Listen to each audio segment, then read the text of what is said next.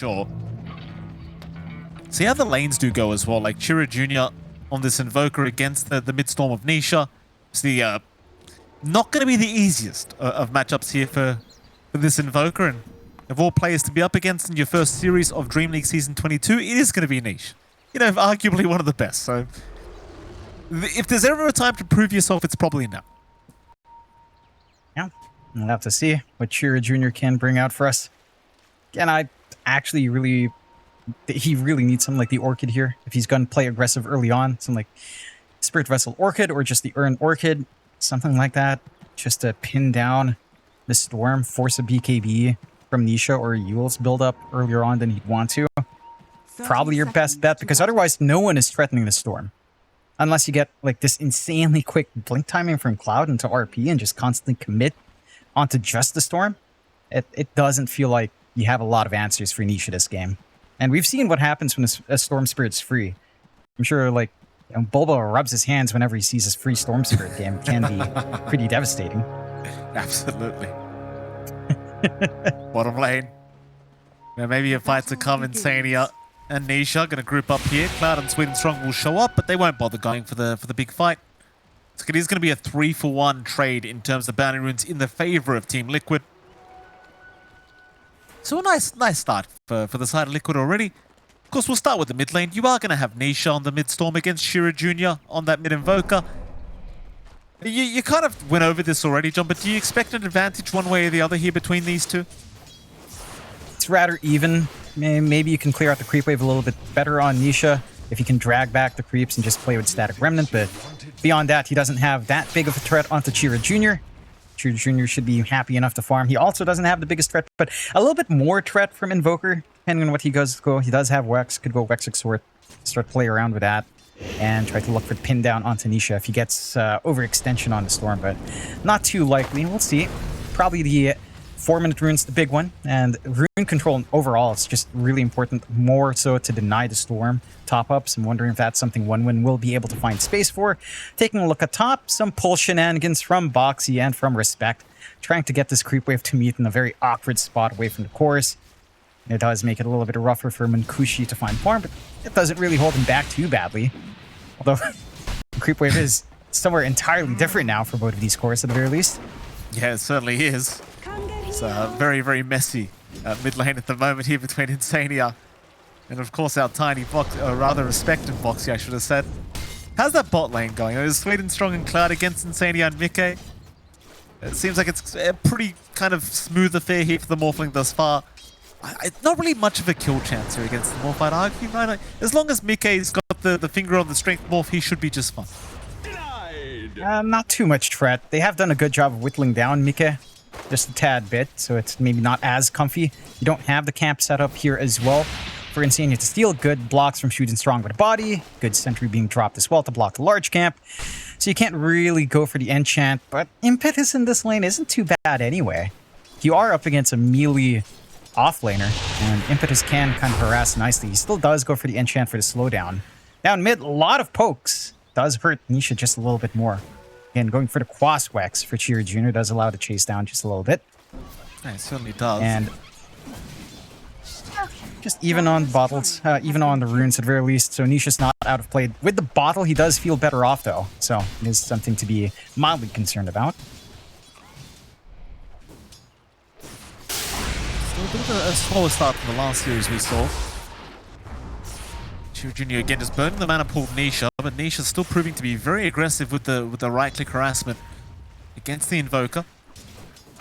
Not too much action happening top lane. Like, you would have kind of expected perhaps a little bit more from Respect on the Undying, but perhaps due to Boxy's laning shenanigans, he just hasn't had the opportunity to really abuse the double decay with the Tombstone, and a bit unfortunate, right? Because you've got this Undying with a great laning stage matchup, but he just really has not been able to abuse it whatsoever. Props to Boxy for making this kind of lane very challenging for the Undying when it really shouldn't have been. And you kind of just lose the value, it feels like, of this hero here at the top lane.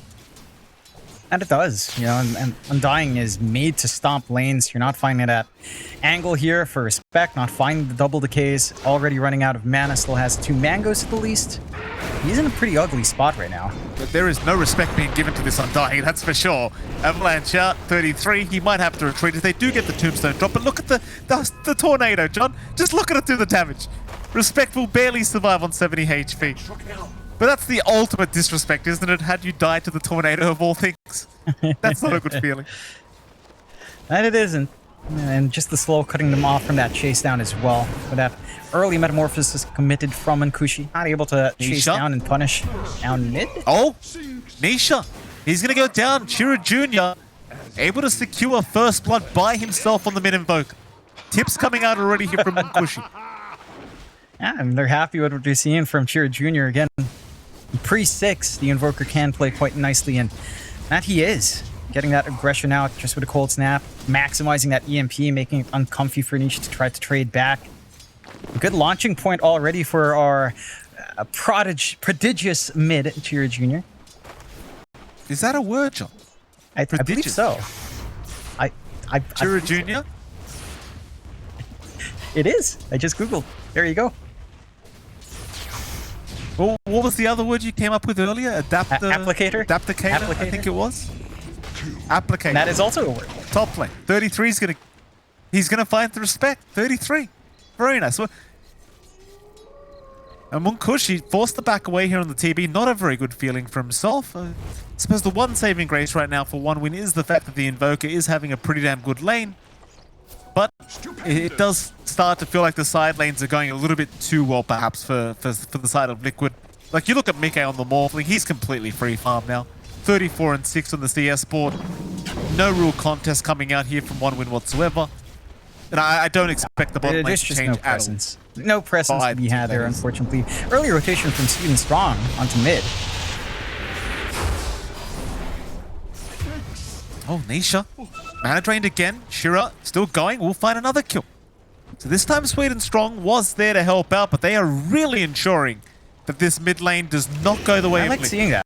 It does feel like Storm held back from this timing of Power Treads into Witchblade, and the Falcon Blade can feel a little bit off without that early mana regen, without that extra bit of damage to jump in. Does feel rougher. So you're not going to see that early activity kick in from Nisha anytime soon. I have to sit back and recover where he can. Early power rune control as well coming out for Chira Jr. DD, they see Nisha. Oh, they are just not leaving this man alone. Nisha, he might just be gone again. He'll hide in the tree line for now, but Shira's going to find him. Nisha just trying to buy himself time with these static remnants, just trying to set up a trap. Shira in a little bit of danger, but will be able to get away. Respect forced to take the kill on the Undying just in case they lose their Invoker. But my goodness, just the emphasis on shutting down this mid-storm. It has been fantastic. And that's what we needed to see with this lineup. Again, as the game scales on, if you got a strong start for Nisha, pinning down that Storm with his level 6, not going to feel good. At level 6 timing now stalled out completely for Nisha. Already level 7 on Chira Jr. off the back of all these kills. Has a lot of room to play. It has the earn up. Just needs a kill to get that charge and further that pressure that he's been applying here. And it still comes at the cost of the side lanes, but you can recover on the Magnus. Cloud did go for the Empower build in lane 131 here, so it does have some way of catching up into Power Tread's Blink.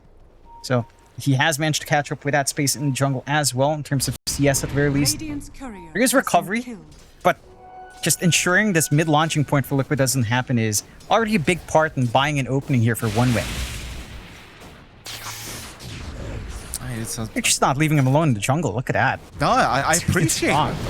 I really do appreciate that. Like, when you've got a good mid lane you're up against, just shut him down as much as possible. They've put a lot of emphasis on it as Boxy now rotating, trying to go into Cloud. But Boxy looks like he's going to die. One win, able to pick up another. Shira Jr. once again able to secure a second kill. He's going to have a very quick Spirit Vessel timing on the Invoker, which is certainly going to help him escalate out of control. At the very least, Nisha in the meantime has hit level 6 now. So you probably don't have as much pick-off potential onto the Storm, but you've already done more than enough damage, I'd argue. So I think Nisha's going to be hiding in the jungle for quite a bit of time. And he is trying to queue up into the Orchid for a little bit of control on the jump. And so does want to immediately launch off, coming out of that jungle. Try to get this control onto Munkushi. The saves, again, here for the Terrorblade, not going to be the biggest. Heck, even jumping someone like the Invoker, jumping Chira Jr.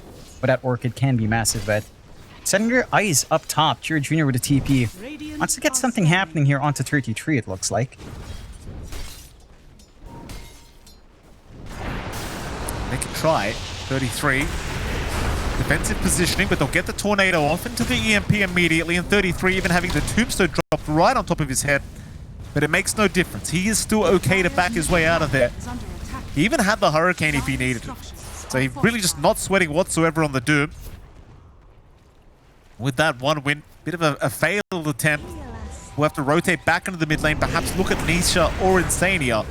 Insania probably going to be the one to get caught out, though, as Nisha does have to zip away. And they will indeed just take down the Ench for themselves.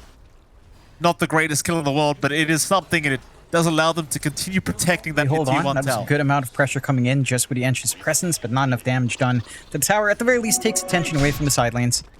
An opportunity for 33 and Boxy to play here.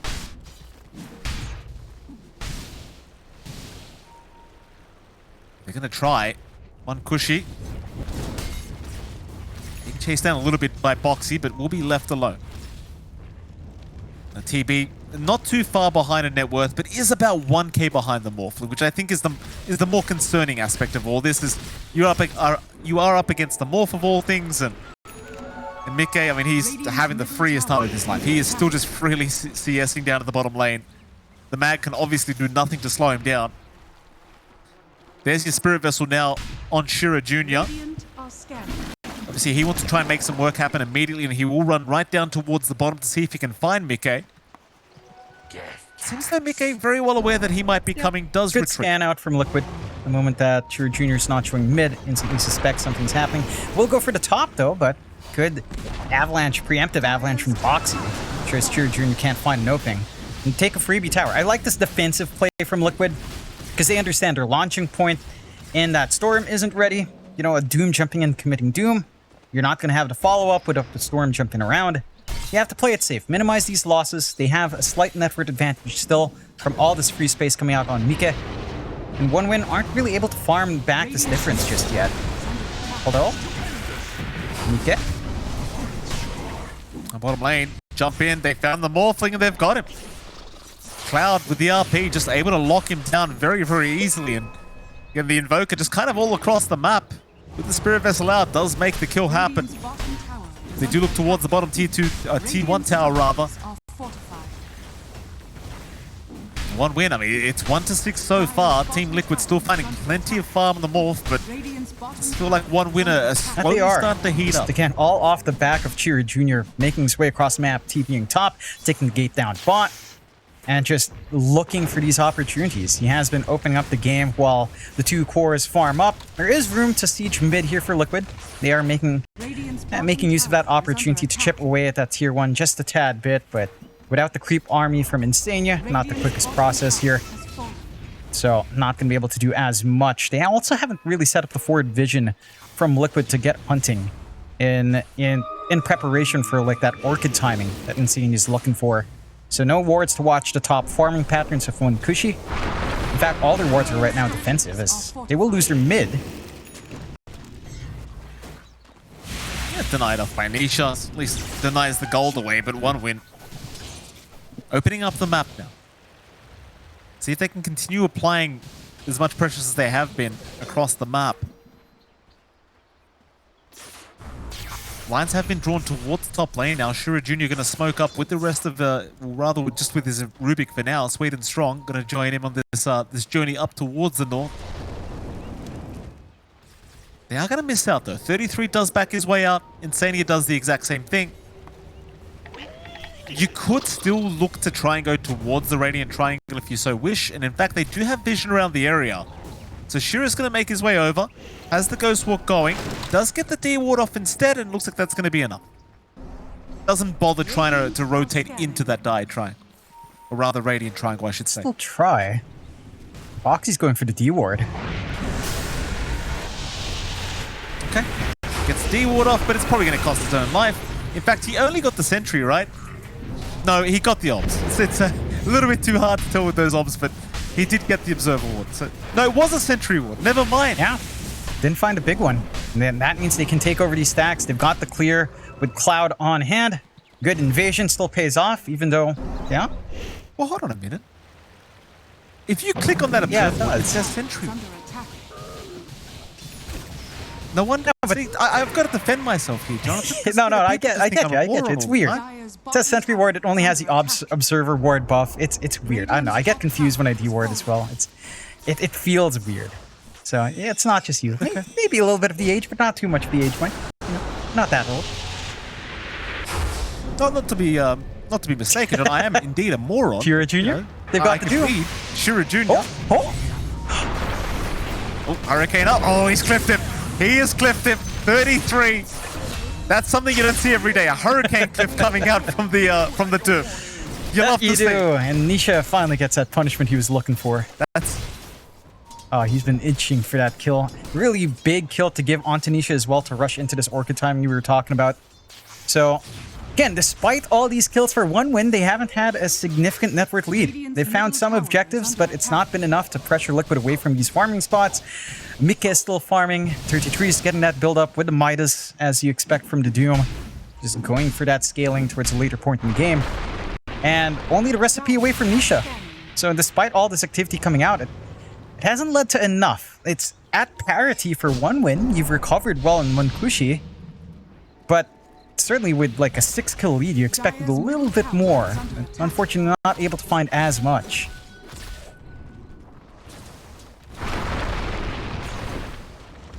It's still 2-7. Team Liquid still with a very slight net worth lead their way.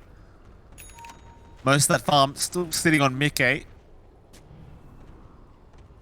Win probability is actually sitting at 62% the way of one win.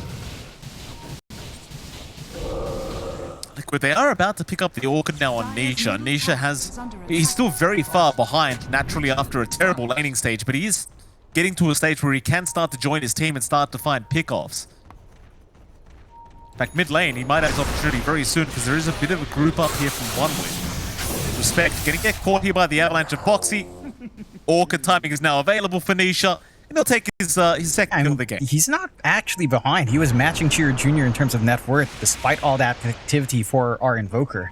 So all things considered, that little bit of space he had to farm from jungle does pay off quite nicely. And that Orchid timing's the big key. Yeah, behind for Nisha standards. Behind for Nisha standards, sure. But even behind for Nisha standards is like equal with a mid that's been crushing your lane, which is still, you know, Nisha. Nisha's just crazy finding ways to keep parity at the very least. Do you have a pause? No reason to go. There we go. There you go. Yes, let's go, Snit. Same reason. I do love myself some admins that just don't take crap. You know, they just straight away, they need to ask what the hell's going on. I'd love to see it. Input lag again, though, is the call. What does that even mean, John? Do they mean that the buttons they're clicking aren't just basically reacting quickly? It's just a fancier way to say lag. Okay. I feel a little bit of that lag, sure. Bit of that replay on that cliff. What is it, like a 0.01 second delay or something? Yeah, maybe. I don't know. You know how it is. You know how pro players are. Yeah, you know, it's not like they're like LY playing on NA for anyone that gets that reference. that's years ago now. Sheesh. Certainly was. Radiant's bottom tower. Want to win? Oh, they're going to go for a smoke up. In fact, they'll just ghost walk their way there. It's going to be the Invoker rushing through that Radiant jungle, trying to find himself a target, preferably Nisha, but Nisha's across the map. Instead, the closest target they have to them is Boxy, who is not giving them the easiest opportunity to jump in, but Shira Jr., he does not give up. He will find him eventually, gets the tiny. Boxy certainly just going to die. But again, I kind of asked the question, John, how worth it really is this? Because it does feel like the rest of Liquid are just freely farming at this stage. It's not the worst thing in the world. It's also not like you're benefiting off of it, but you're also not losing off the back of it. Right? Like it's not like you're losing anything for making these plays. I think you've got good scaling coming in, especially with a farm that Cloud is finding. I feel like a lot of that momentum Shira Jr. was creating is feeding into this Magnus timing now with the blink into the Harpoon. So you've got to kind of hammer in that blink skewer back with pullback on the Harpoon rather soon. when it is done. And you've got a lot of free space for Munkushi, who has managed to overtake on net worth. So it is leading into somewhat tangible leads now for one win. With a long smoke onto the top lane here as well. Nisha. Yeah, smoke broken. He'll zip away on the storm. Tornado barely not going to connect. Sunstrike even to try and get some vision over onto the storm, but not going to quite find it. So the smoke will not pan out. Nisha barely able to escape with his life intact. And one win is certainly continuing to try and find more and more fights. They are not interested at all in sitting back and just hitting creeps. I mean, to be fair, as long as their TB is hitting creeps, it seems as though they're more than happy. And speaking of that TB, Munkushi is pretty close to the IF Skadi timing now. Once he's got that Skadi up, he's going to be feeling a lot better to try and go up against that Morphling of Mickey.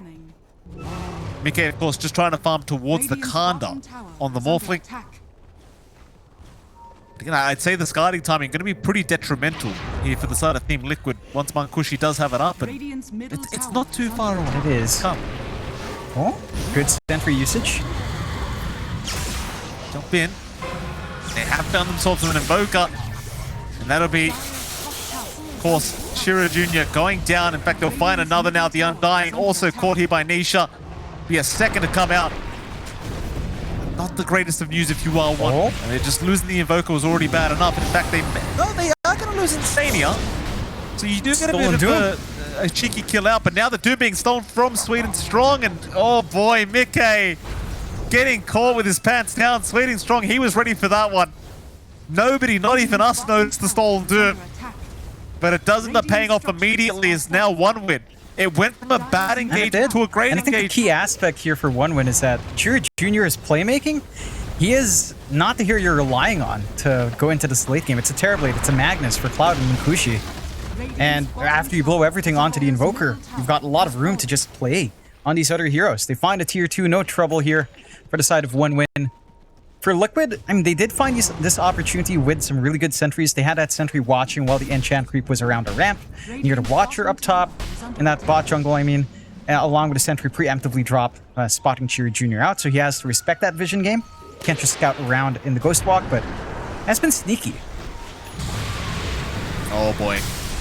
Nisha playing on the edge. Let's try to jump away. Still in a bit of trouble, but looks like he should be okay to back his way out. There was Sunstrike. Oh, barely avoided. Still, the zombies are chasing him down. 33 desperately just trying to run. The zombies. Oh, the Fade Bomb. The Fade Bomb from Sweden Strong takes care of it. Spoxy also going down for trying to help out his teammate. Nisha forced to run away. And they'll get him. Eventually, 33, even with the Hurricane usage and the toss back, just does not end up being enough. Just that little bit of vision to reach out with Fade Ball. More than enough for Sweden Strong to clean up in one win.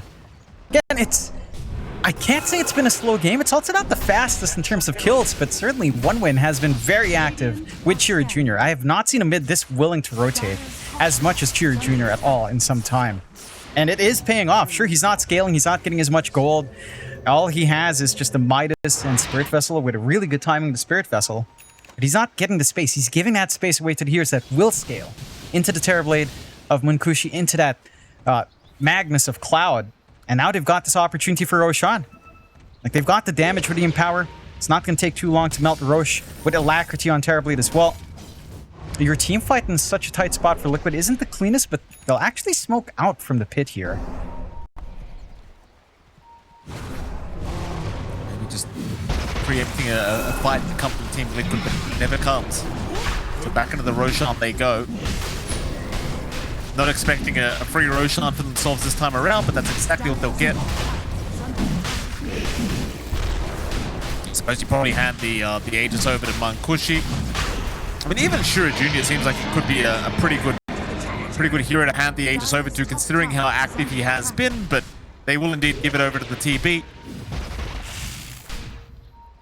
And for now, it's back to the farm game, but within the next 5 minutes, I'm sure that OneWin will try to go for a big smoke out.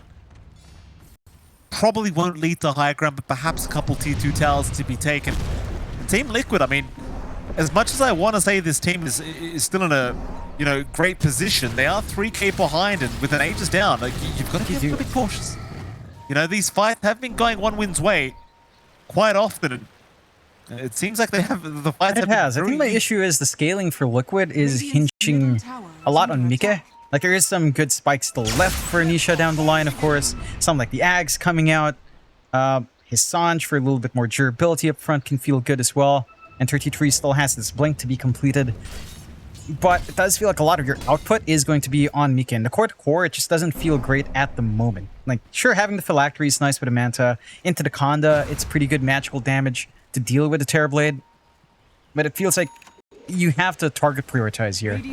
Like, you have to be able to doom the right targets, and it's about making that choice. Will you want to doom Munkushi? Will you have to take care of Cloud? Will you have to take care of Chira Jr.? Can disrupt these fights very easily if you're left alone. It's not an easy choice to make unless the initiation from Liquid is perfect, which they can do with once these blinks are up. But at the moment, it just doesn't feel comfy. And they're going to find a top tier 2, no problem for one win. They'll find a Tormentor as well. No problems here. Free Shard coming out for Sweden Strong. Another save on hand here as well. And for Liquid, all they can do is just shove a different wave. Apply a little bit of pressure, find some farm.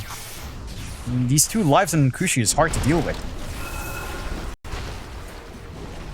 Absolutely. We go again. Top tier 3 tower is going to be the target. Metamorphosis will be popped, and along with the Alacrity being provided by their Invoker, he's going to make very short work of that tier 3 top tower. Cloud having a look around for a harpoon target into the skewer back, but will not get so lucky. Thing is, this Terrorblade just has no fear in the world. He's more than happy to just keep going while he's protected by the Tombstone, by the rest of his team right behind him. You can see the fear in Liquid. They do not see the opening to jump in. At least the backdoor protection will kick in now. So you've got that gone for you. And in fact, it is not going to, like, they are not going to be able to continue pushing because the Skeleton Warrior is the top lane shot. Someone's cutting the creep wave. This is insane you're doing. Just all the way by the T2 top tower. The Skeleton. They're just standing there. They're not even hitting the creep wave, just ensuring that they're not moving out.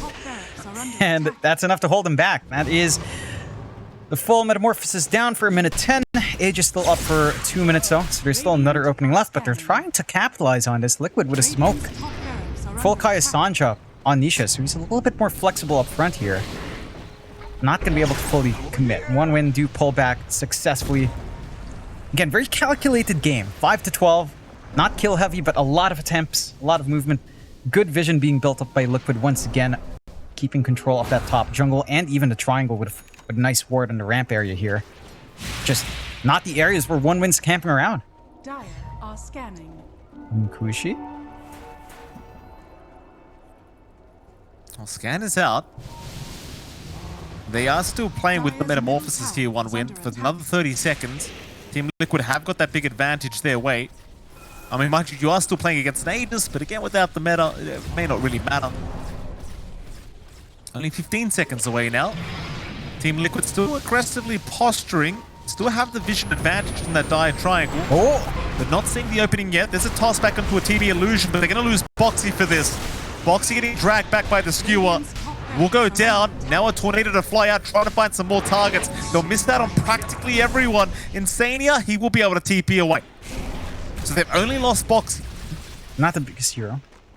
The thing is, Team Liquid, they find nothing. But it is time they're wasting from one win, right? It's time away from the high ground. Aegis only 40 seconds left.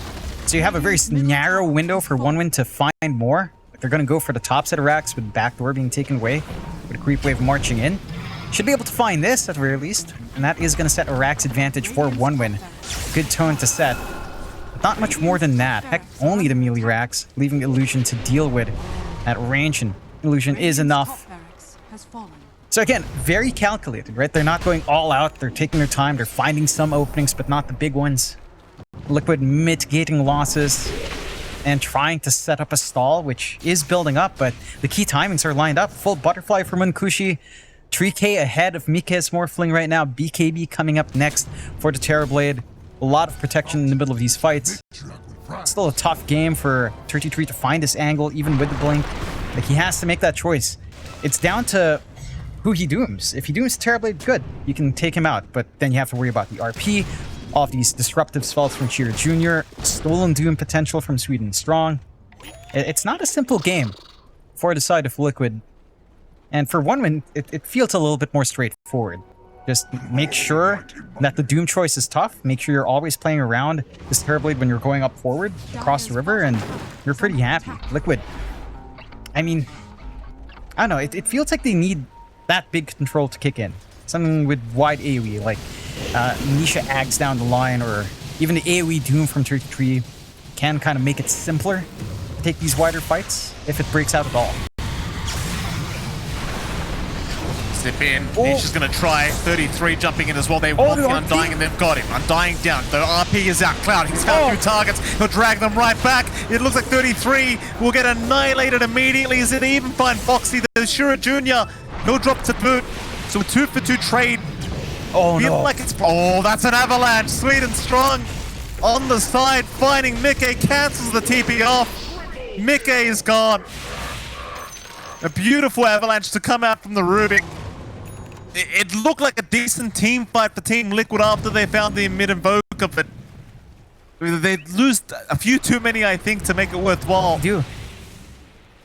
At least there was a buyback committed by the Undying, but I don't think they were even targeting Shira Jr. in that jump in. He was in Ghostwalk that entire time. And they actually were just jumping this Undying. You come in with this great RP from Cloud, and then the cleanup's just there. It's just a rough fight. They didn't manage to commit Doom as well. I think that's a big issue. If you don't manage to get that hard control onto the Magnus or Terrorblade, there's just no way you take any sort of prolonged fight here. Again, Shira Jr. is not the key as this game scales on. It's Cloud, it's Munkushi on these two heroes. These are your scaling options. The Invoker at this point is just a bonus. You know, he's utility, he's disruptiveness in team fights. But all of that hard damage and hard control is now on these two other cores. And you have to be careful about that. Good punishment out from 1win, keeping that lead up at 9k. Full butterfly up and running on Munkushi. Another Tormentor to go their way here as well. And they will have it on, of all people, Shira Jr., so it doesn't even get RNG'd onto Respect. Always feels bad, but Invoker Shard's nice enough. Dire are scanning. Okay.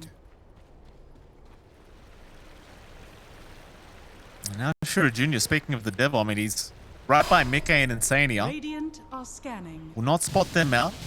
Roshan's going to be another short timer, by the way, John. Only a minute away. 1win probably will have first dibs on the next Roshan. Certainly feels like Liquid can't really afford to hand a free Roshan away again to 1win. Group up here in the Radiant jungle. 33 going to frontline. However, jump is there from Cloud. Looking for the skewer back. Does find it. The Doom is just annihilated. They have the vision on the high ground, but Cloud is just a bit too quick. At the very least, they don't manage to steal any big spell, just devour for Sweet and Strong. Not the best feeling. But this does open up high ground in a big way for the side of 1win. Mind you, Roshan is still 15 seconds away, so if they decide to back off, Roshan is still available down south for them here as well. Gonna go slow and steady. Alacrity on the Terrorblade is just so much out, but Radiant structures are fortified.